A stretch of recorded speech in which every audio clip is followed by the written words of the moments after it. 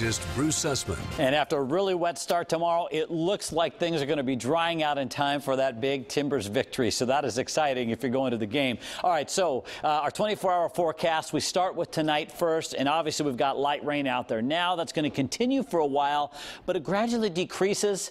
And we just kind of turn into that misty, drizzly, drippy kind of evening. Temperatures not changing much, maybe even warming up a little bit as the night wears on. Tomorrow, it's mild out the door, and we're starting in the 50s, but we are going to see some heavy rain and gusty winds that like suddenly switch on. So just know that you might get away if you're an early commuter with just a little bit of rain, but by the late commute, I think we're going to be really under the gun with some heavy rain rolling through. It's probably decreasing already at lunchtime, so maybe some sun breaks and then drier in the afternoon. Some isolated showers, but also at least some sun and temperatures in the low 50s later on. So here's what's going on right now. Live Doppler. I mean, it is soggy. There are some drier spots around the edges here that will eventually cruise over our skies, but that's just where the light rain ends and the drizzle begins, so it may not make much of a difference. A live look outside from our KOIN Tower camera, 52 degrees, and the breeze is at 5 miles an hour right now. Rain totals, 0.13 of an inch in Portland so far, a 1/4 inch in Salem,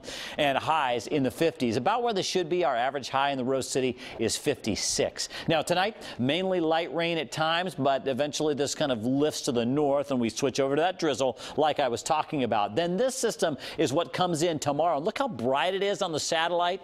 Well, basically what this is a shot of suddenly heavy rain and some gusty wind coming along with it too. And there's a real definite line. I mean, early in the morning, we'll be under this section out ahead of the storm. There won't be that much going on. It's breezy, but it's mainly dry. And then all of a sudden, when the edge of the storm gets here, it's just going to be dumping. And let me show you that on our rain and cloud forecast. First, we start with tonight, and you see the areas of rain at times kind of decreasing overnight. 7 a.m. tomorrow, there's that sudden line I was talking about, the heavy rain hitting the coast. The timing for the valley right now has it in here right around 8:30 in the morning, just dumping over us until about 11:30 in the morning. And then all of a sudden, the back edge moves through, and guess what? We get some sun breaks and just scattered showers. But the whole time this is happening, we also have winds on the increase. 6:30 tomorrow morning, it's breezy. By 7 a.m., the winds are increasing more, and they seem to peak out mid-morning with the storm front passing by. And I think we'll see gusts to 30 miles an hour, maybe a little better here in the valley. And so